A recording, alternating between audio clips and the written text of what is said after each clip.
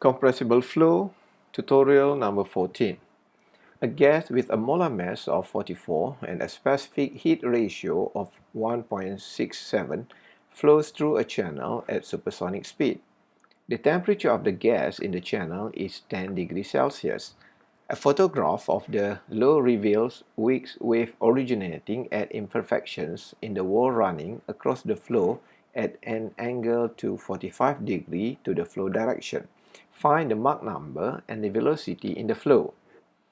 From question, we know that the molecular mass is 44, K is 1.67, and the temperature is 283 Kelvin.